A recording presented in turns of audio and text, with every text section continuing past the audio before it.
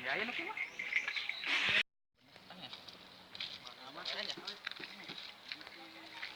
Ayo nu dinata ka mana nu gondrong ada.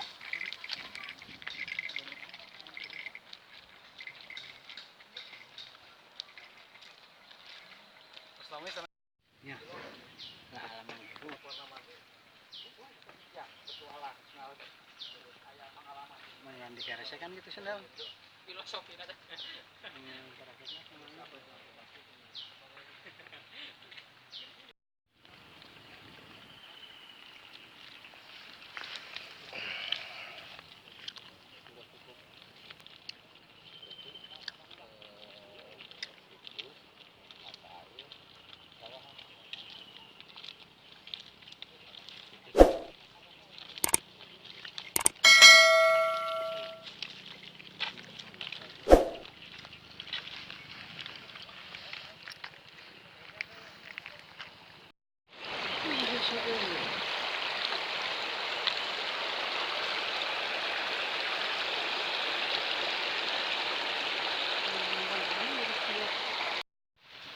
Dulu pernah ada dari Sangiang dari sana nyusul ke sini ke orang tua bahwa katanya Mbah Kuwu atau Mbah Suhaya Atmaja kalau nggak salah adanya ini di sini katanya buat aslit, katanya di sana Mbah Kuwu, katanya Mbah Kuwu Sangiang atau Mbah Kuwu siapa saya kurang begitu ini, tapi udah direncanakan dari bulan kemarin, dari dulu sih karena saya tinggal di Cirebon jadi ini belum sempat juga beberapa bulan kemarin.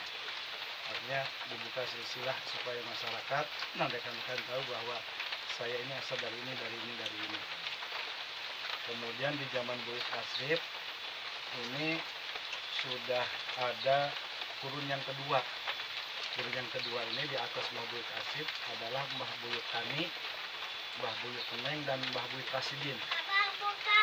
Nah, makamnya Buyut Keneng sebelah sini, Buyut Rasidin di sebelah, Buyut Kani di sebelah di bawah pohon ini apa? Saringin ya? Saringin. Nah ini konon kata orang-orang tua dulu ini Mbah Buyut Keneng ini turunannya ke Pak Ade Kiai Ade Ganda Sasmita, Pak Wawan Sinargali. Ini kalau kedua Sinargali ini dari Buyut Keneng. Jadi sejarah Buyut Keneng ini terkenal kesaktian dan kejagoannya kan. Termasuk ini di zaman penjajahan ketika Belanda atau Jepang datang ini nggak kelihatan kampung, kelihatannya hutan di sini. Bahkan suatu saat Buyut Keneng dipanggil ke daerah kalau sekarang ini namanya Godabaya, dulu namanya Jagabaya. Jagabaya ini dipanggil, disediakan makanan, tujuannya supaya ini untuk menghancurkan kampung Cibori di sini. Akhirnya Buyut Keneng dipanggil ke sana ke daerah Godabaya sekarang, dulu Jagabaya. Nah, panggil dikasih jamuan, tujuannya untuk diracun supaya tidur. Tapi karena kesaktiannya, akhirnya nggak apa-apa itu Buyut Keneng. Akhirnya ini masyarakat Godabaya, Jagabaya ganti aja lah Godabaya, jadi suka menggoda Godabaya kan. Godabaya itu dikasih nama sama Buyut Keneng kan. Nah Buyut Rasidin ini diantaranya dulu kalau orang-orang tua dulu di zaman ini kalau ada yang hajatan, kalau ada ini Buyut Rasidin ini orang yang ketika kesaktiannya dikeluarkan, dia ini bisa di atas air, hujan ini nggak kebasahan. Ini belum merat ke apetnya kan gitu, karena hujan apet masih kebasahan kan gitu. Nah, Buyut Rasidin ini terkenal dengan tidak kebasahan kalau hujan kan. Kemudian ada Buyut Kani, ini Buyut Kani dia itu ahli mengkoleksi pusaka-pusaka. Dia punya pusaka-pusaka yang luar biasa kan. Ini fase yang kedua antara Buyut Keneng, Buyut Kani dan Buyut Rasidin. Mungkin nanti Gus lebih paham untuk memperjelasnya. Kemudian fase yang pertama adalah fase Mbah Kiai Raksanaka. Mbah Kiai Raksanaka ini zaman Buyut Keneng makam itu sudah ada sudah ada. Cuman ada tanda yang dibawa. Mengapa? Saya sudah pernah ngobrol sama rekan-rekan, kemudian setelah meneliti benar atau salahnya mungkin wallahu alam ya. Ki Raksanaka ini saya berpikir bahwa itu bukan nama asli Ki Raksanaka satu itu. Cuman ada setelah semacam Syarif Hidayatullah terkenalnya dengan Sunan Gunung Jati kan gitu. Baku Sangkan, Walang Sungsang terkenal Baku Sangkan, Baku Cirebon dan semacam itu. Termasuk Ki Raksanaka ini. Secara dohiriyah, pertama saya menyangka bahwa Ki Raksanaka ini adalah prajurit Demak. Beliau adalah pemimpin Mbah Sunan Kalijaga yang waktu zaman Demak Duhung, yaitu ada Kusuma, kemudian ada gamelan. Sekarang ini masyarakat Cibori ada beberapa orang. Ketika suasana hening di sini, orang duduk di warungan di kali itu, ini jam 12 malam itu suka terdengar suara gamelan. Ada beberapa orang sering mendengar isinya ada gamelan. Kemudian dia itu membawa biji kedongdong. Biji kedongdong. Ini biji kedongdong ini kemudian dia tanam. Jadi atas permintaan beliau Kerajaan Demak, permintaan dari Syekh Fakih Ibrahim untuk dulu Talaga Manggung ini ada Syekh Brahmana sebelum Sunan Wonogiri, Syekh Brahmana mengislamkan wilayah Ketelagaan di sini. Dan karena beliau seorang muhibin Sunan Kalijaga, datang ke sini membawa gamelan. Nah, di sini juga ketika cara menyebarkan agamanya itu dengan cara mengumpulkan orang dengan enong itu. Yang datang ini adalah yang dari Gunung Sere ini Mbah Buyut Hekel, kemudian ada Mbah Buyut Bagi dari negara. Jadi di sini tuh banyak orang berkumpul, bawa makanan, bawa segala-gala. Nah itu dakwah Ki Raksanaka. Dan dia menyatakan kasih tanda bahwa beliau seorang prajurit Majapahit. Dia itu menanam pohon itu kedongdong ini.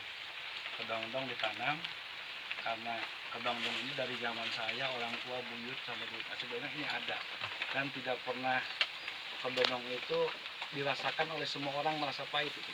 Pahit baik orang sehat, orang sakit, orang lain.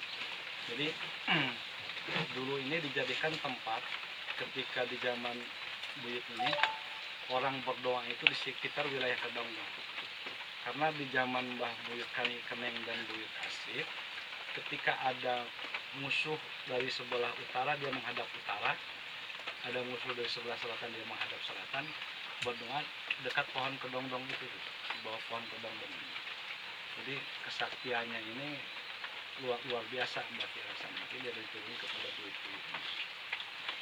Nah, kemudian ini menandakan bahwa beliau adalah seorang prajurit dari ini Majapahit dengan adanya baju perang kera itu, kemudian ada biji, dia menandakan bahwa dia ada seorang prajurit Majapahit. Pahit bahasa Sunda di sini pahit kan ya, pahit karena ini Majalengka, jadi menandakan dia ada seorang prajurit Majapahit. Kemudian yang kedua, ini Ki Raksanaka ini ada beliau berguru kepada Mbah Sangkan, kayak Walang Sungsang atau Pangeran Cakrabuana. Karena pernah saya dengar orang tua orang dua dulu, kemudian orang yang suka tirakat di sini, mungkin benar atau salah, nanti mohon dikoreksi sama Gus, bahwa ada ciri khas Mbah Sangkan atau Pangeran Cakrabuana ketika singgah di satu tempat, beliau selalu menanam pohon binuang. Kalau bahasa Jawa tuh nggak tahu apa. Itu yang sebelah ini udah ada 350 tahun yang di atas nih. Nanti bisa dilihat ini. Karena satu ini pohon ini ada daya serap air paling banyak. Karena di sini merupakan sumber air. Satu desa ini alhamdulillah selalu cukup airnya diambil dari sini kan, dari sumber mata air ini. Nah, Mbah Kusangkan dia ini Mbah Kiai Laksanaka ini berguru kepada Mbah Kusangkan karena di sini ada juga di situ ada batu halimun. Terus batu halimun ini dulu ketika satu kampung ngumpet di sini orang nggak akan kelihatan. Ketika ada penjajah atau Belanda, jadi kesanggupan di situ ini orang satu kampung pun orang nggak kelihatan.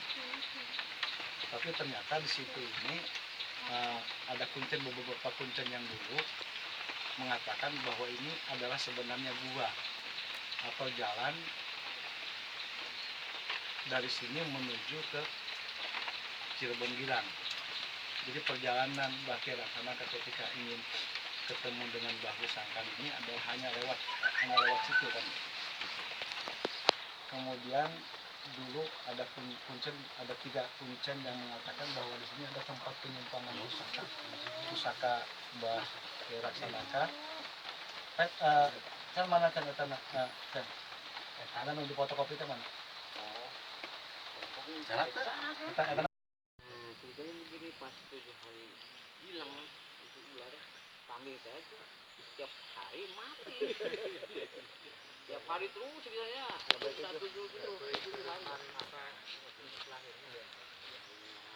Setelah itu setahun kemudian ada anak rupanya si Egi itu namanya, kan si Egi itu kan orang perantau dari Bandung, disuruh bapaknya nyangkul di sana.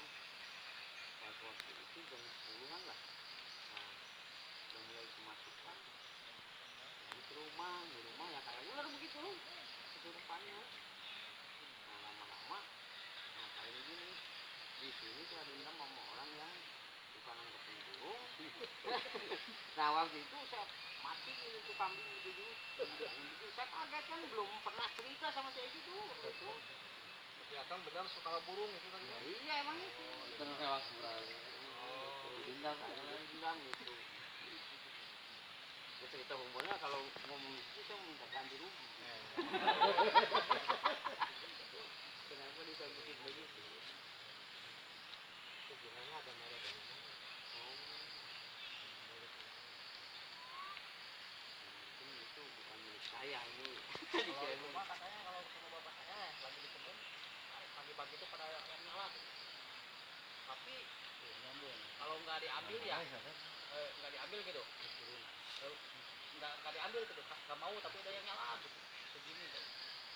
Tapi kalau dulu dibilangnya kalau saya 2000 Supaya heboh itu berapa lama itu heboh. batu yang keluar dari air ya, keluar dari belahan batu ada di sebelah sini lagi.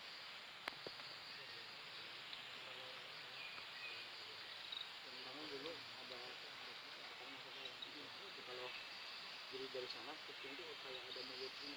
Begini Pak Bos, waktu saya di air ya, mata air, di kepala saya itu ada ular sepohon kelapa. Orang Garut tuh saya bawa mau cari bahan itu ya apa ya, batu-batuan, terus langsung kabur.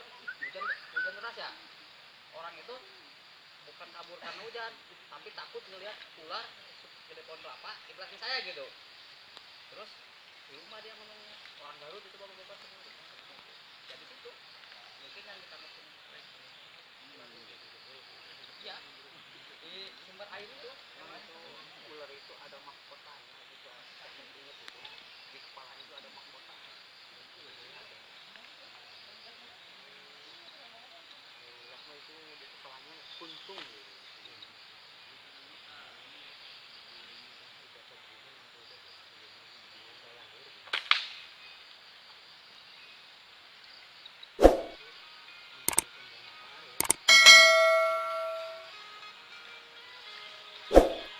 Ambil dari 9